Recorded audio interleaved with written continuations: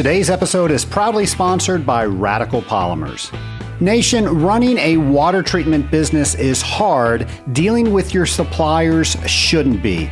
And when I deal with the fine folks over at Radical Polymers, I have always felt like I have had a partner.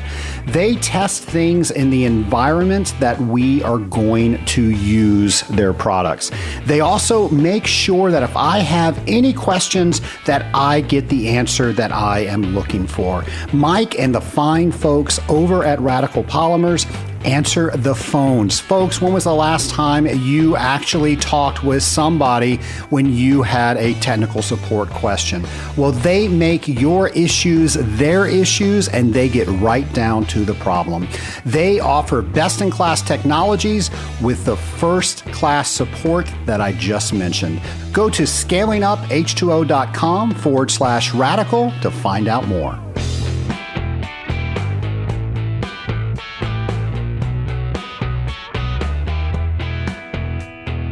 Welcome to Scaling Up, the podcast where we're scaling up on knowledge so we do not scale up our systems. Hi, everybody. Trace Blackmore here, your host for Scaling Up H2O.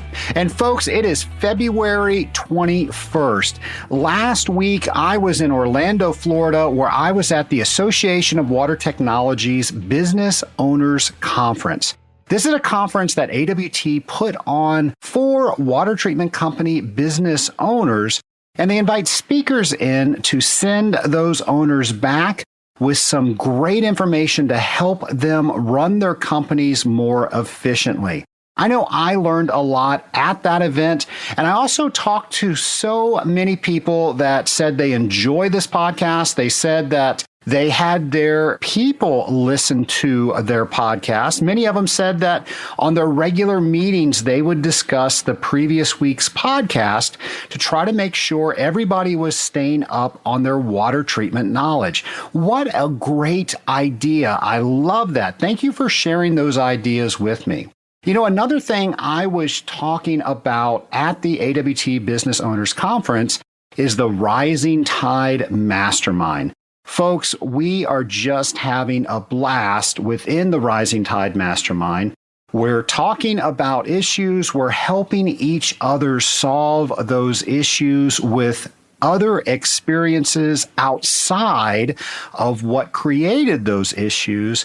And we are just getting tremendous traction and people getting closer to where they said they want to be. I've enjoyed numerous one-to-ones with the members of the masterminds, and folks, we're just having a blast there. Now, if you don't know about the Rising Tide Mastermind, you can go to scalinguph2o.com/mastermind to find out more.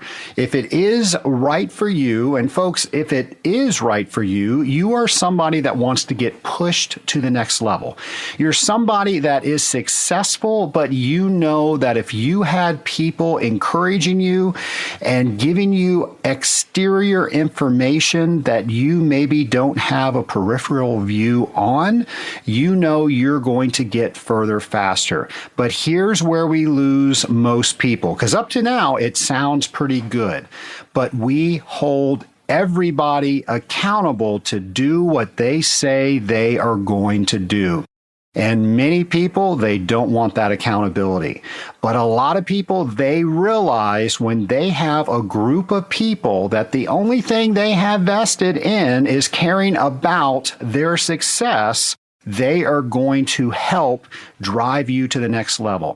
And part of that is holding each other accountable. So if this sounds like something that is right for you, and can take you to the next level, please go to scalinguph2o.com/mastermind, find out more, and you can fill out an application right online. You know, I just mentioned the AWT Business Owners Conference, but AWT is not done this year. They've got other things going on. Of course, I'm talking about the training the technical training that they do every year. Normally they do one on the west side and on the east, and I'll say east-ish side of the United States. And that's where water treaters that do the same type of water treatment that I do, which is industrial water treatment for closed loops, boilers, and cooling towers, also some wastewater, maybe some reverse osmosis, where we all come together and we share information with each other so you can become highly technical in this field. So we're actually doing this next week. So if you are close to Seattle, Washington next week, look up awt.org and by all means, go ahead and register and come to this training. Now, if you're closer to the Cleveland, Ohio area, and I said east because that's east-ish, so Cleveland, Ohio is as far east as we're getting this year. And that is going to be March 18th through 21st. So again, go to awt.org, check that out. I will be there. I am so excited every year to do this because I'm involved as one of the trainers. I also help some of the trainers with making sure all their PowerPoints and all that stuff is in and working properly. So I can tell you firsthand, it is a top-notch presentation. There's even sales training that goes on. So folks, if you don't know about this, I urge you to look it up, find out more, and I hope to see you there. One other place I might see you at is the WQA conference. The Water Quality Association is having their conference March 1st through 3rd in Orlando, Florida. So to find out more about that, you can go to WQA.org. There's so much going on around us, folks. I know it's so easy for us just to do the day in and day out, and we wash, rinse, and repeat. Folks, work gets monotonous that way. If you do not take time out of your day-to-day to work on your day-to-day, you're not getting better. Now, some of us might be able to do this, but I'm willing to bet that most of us are just in the day-to-day drone. So look at your calendars, look online, see what you can attend to push yourself to getting some more education, finding out how other people are doing things, maybe honing your skills on how you are doing them. And I promise when you get back in the field, that day-to-day will be rejuvenated. Nation, when I go to one of the events like I just mentioned, members of the Scaling Up Nation always come up to me with show ideas. And many of those ideas deal with the presentation that I do with the Association of Water Technologies around math. They say, how come you do not do more math on your podcast? And folks, I've told you before, doing math while you guys are driving just makes me nervous.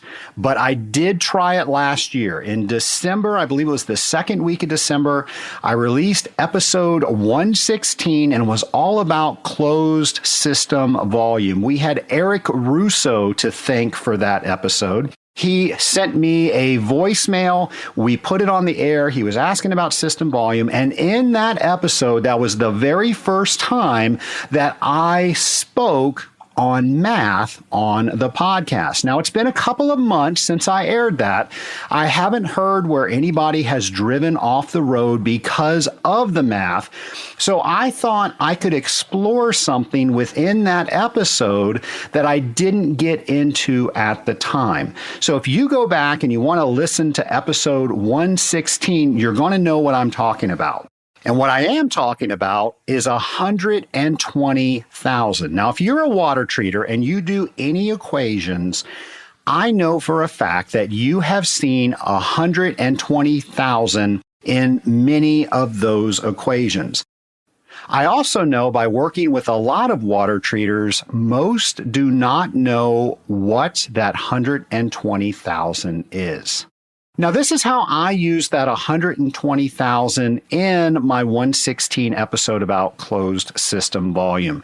We had 120,000 as a constant, and then we added pounds of sodium nitrite. So in the numerator, we multiplied 120,000 times the pounds of sodium nitrite we added, and then in the denominator, we figured out what the change of sodium nitrite was. So how much sodium nitrite do we have in the beginning?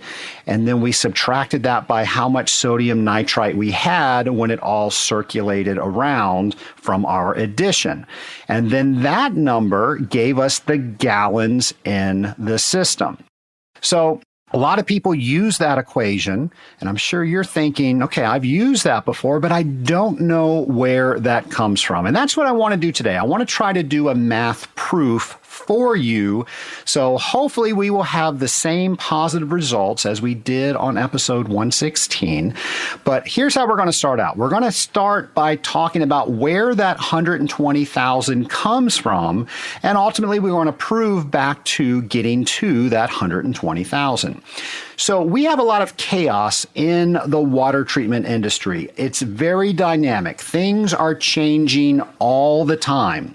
The only axiom that I can think of in our entire industry is this: 1 pound in 1,000 gallons will equal 120 parts per million. And I'm sure you've heard that before. You've probably heard it as a rule of thumb. And if you've been to my math class, you've heard me talk about rules of thumb. And normally what I do is I have everybody show me their thumbs. We count how many people are in the room, and we say that's how many opinions we have about where this rule of thumb comes from. And I didn't like that. I like getting down to exactly where things come from, because that's how my mind makes sense of things. And if it's just an arbitrary number, and of course that's normally a constant or some sort of conversion factor, if we don't know where that comes from, I guess more importantly, if I don't know where that comes from, I cannot understand it. But if I understand what's going on with that number, with that constant, I can now see everything that's going on within that equation. And now, instead of just simply putting numbers into an equation, I can work the equation. And if the number I get doesn't make sense, because I understand everything that's going into that equation, I can understand that if my answer makes sense or not. So that's why I think it's so important for us to understand where these constants come from. The other thing that I will share with you as why I don't like rules of thumb is I used to work with my dad, and I would always ask my dad questions, and he did not always know the answer to them, but he didn't tell me that. The answer he gave me was because I told you so. Dad, where does 120,000 come from? Oh, it comes from because I told you so. Just do it. That just didn't sit well with me. So I'm not sure what I'm speaking from now. The fact that my dad really lit this fuse on me that I wanted to find the answer just to show that it really did come from somewhere, not just because he told me so, or the analytical side where I needed to know in order to know what the equation was asking for. So I guess it really doesn't matter, because we're going to go into it either way. So what we're going to do is we are going to prove that 120,000. So remember, it all stems from 1 pound and 1,000 gallons equals 120 parts per million. Now you might be saying 1 pound of what? Well, 1 pound of anything in 1,000 gallons equals 120 parts per million. So what we're going to do is we are going to do the proof, and we're going to figure this out. So 1 pound in 1,000 equals 120 part per million. Let's go for it. We need to know how much a gallon of water weighs. Very simply put, a gallon of water weighs 8.345 gallons. Now, our equation or our axiom or our rule of thumb, if we're going to use that term, 1,000 gallons of water is what we're talking about. So how much does 1,000 gallons of water weigh? Well, we multiply it by 8.345. 1,000 gallons of water weighs 8,345 pounds. Now, we said a pound in 1,000 gallons. So in order to prove this, let's state it as 1 pound in 8,345 pounds. Does that make sense? You all seeing that in your mind's eye? So our equation originally was in parts per million, but in this case, how we set it up, it is in pounds per million. So that's what we're getting ready to do. We're getting ready to convert this to pounds per million. Remember, right now we're 1 pound in 8,345 pounds of water. So we're going to convert that. This means we're going to take 1 million pounds and divide it by the number we just figured out, how much 1,000 gallons of water weighs, which is 8,345 pounds. If we do that math, we get 119.832, and that's as far as I'll go with the decimal point. So right around 120,000. So right there, we saw that 1 pound in 1,000 gallons of water, or in this case, 8,345 pounds, it gave us 120. So again, proving back to 1 pound in 1,000 gallons of water equals 120 parts per million. But that doesn't really get us to that 120,000. And by the way, the 119,832, us water treaters, we are very simple people. We do not need to bring the decimal point out that far. We're just going to round that guy up, and we're going to say 119,832 is just fine saying 120. So it's my hope that that makes sense to you, and that's how we can prove that 1 pound in 1,000 gallons of water equals 120 ppm. But it doesn't get us to what we see in just about every water treatment equation with that 120,000. So here's what I'm going to do. We're just going to simply set up an equation where we have 1 pound over 1,000 gallons equals 120 ppm, because that's what we just proved. We're going to just set it up as an equation. What we're going to do, we're simply going to multiply each side by 1,000. Remember, we have 1,000 gallons. If we do that, we have 1 pound by itself and then 120,000 on the other side. So when you see these equations, normally you see 120,000 with the pounds that were added in the system to get us the gallons. So it equals gallons. However, if you see 120,000 with gallons, it's going to tell you the pounds needed to treat the system. So you see, we can very easily simplify that equation using algebra to get that 120,000, and then we can put it into all of those equations that you all see each and every day in water treatment. So there was number 2. We tried doing math again. 120,000 are one of those equations or one of those rules of thumb, one of those constants that we see in equations all the time. And now you know where it comes from. So here is my challenge to you. Don't just do equations. And I know a lot of us have apps now.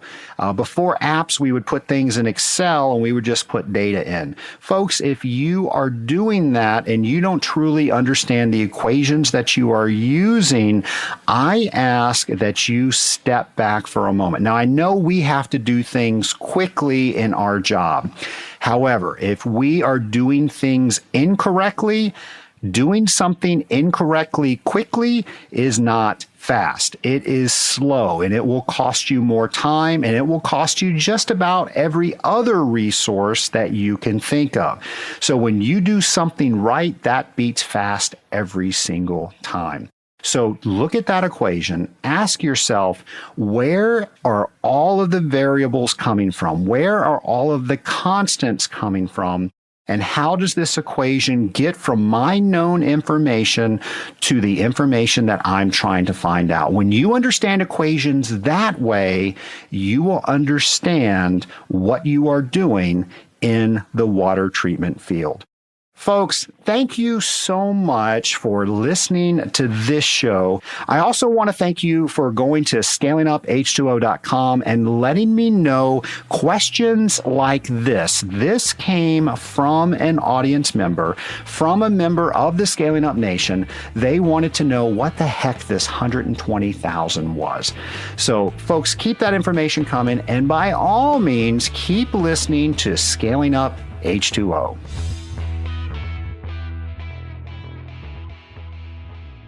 Nation, many of you have called in and asked what it is like to be a member in the Rising Tide Mastermind. Well, we have weekly video calls where your group gets together and we try to solve each other's issues. We also celebrate each other's successes, and we encourage each other to go to the next level and come up with action items that we hold each other accountable that we are going to achieve. We also read books together to make sure that we're not just reading books, but we're getting something out of them. Quarterly one-to-ones with me, each member receives. That's where we talk about how we can get you further faster. And we also enjoy a 2-day live event. And there is just so much more that happens within the Mastermind group. If you want to learn more about the Rising Tide Mastermind, go to scalinguph2o.com/mastermind to see if the Rising Tide Mastermind is right for you.